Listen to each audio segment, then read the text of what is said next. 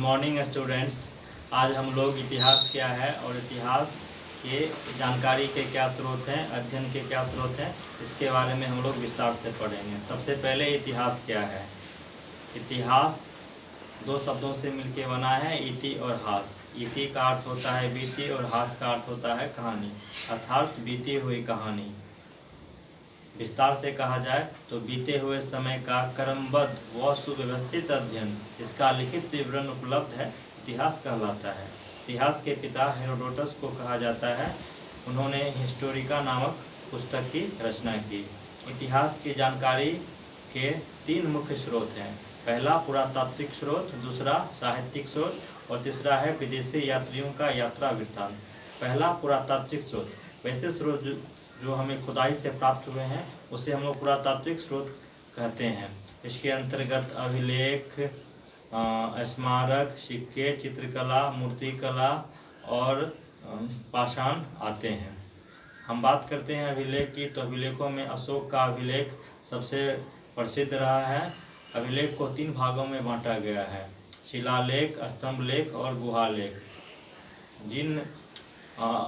जिन अभिलेख को शिलाओं पर अंकित किया गया उसे शिलालेख कहा गया, स्तंभ लेख को स्तंभों पर अंकित किया गया है और गुहालेख को गुफाओं पर अंकित किया गया है। अब हम बात करते हैं साहित्यिक स्रोत की। तो साहित्यिक स्रोत को दो भागों में बांटा गया है, धार्मिक स्रोत और धर्मनिरपेक्ष स्रोत। धार्मिक साहित्य को तीन भागों में बांटा गया है, ब्राह्मण ग्रंथ, बौद्ध ग्रंथ और जैन ग्रंथ। ब्राह्मण ग्रंथ के अंतर्गत मुख्य रूप से वेद आता है। वेद विद धातु से मिलकर बना है, जिसका अर्थ ज्ञान होता है। वेदों की कुल संख्या 4 है, ऋग्वेद, यजुर्वेद, सामवेद और अथर्ववेद। वेदांग, जिसकी कुल संख्या 6 है। वेदों के अंतिम भाग होने के कारण इसे वेदांग कहा गया। उपनिषद, इसकी कुल संख्या 18 है। गुरुओं के समीप अध्ययन करने के कारण उपनिषद कहा गया। उपनिषद मुख्य रूप से कुल 13 हैं और विस्तार से बात किया जाए तो कुल उपनिषदों की संख्या 108 है। महाकाव्य, दो महाकाव्य हैं, रामायण और महाभारत। रामायण की रचना महर्षि वाल्मीकि ने की। रामायण में कुल 24,000 श्लोक हैं। महाभारत की रचना महर्षि वेद व्यास ने की। इसमें कुल 1,00,000 श्लोक हैं।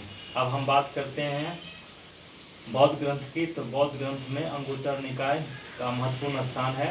अंगुत्तर निकाय से हमें 16 महाजनपदों की जानकारी प्राप्त होती है। बौद्ध ग्रंथों में त्रिपिटक का महत्वपूर्ण स्थान है। त्रिपिटक के 3 भाग हैं, सूत पिटक, विनय पिटक और अभिधम्म पिटक।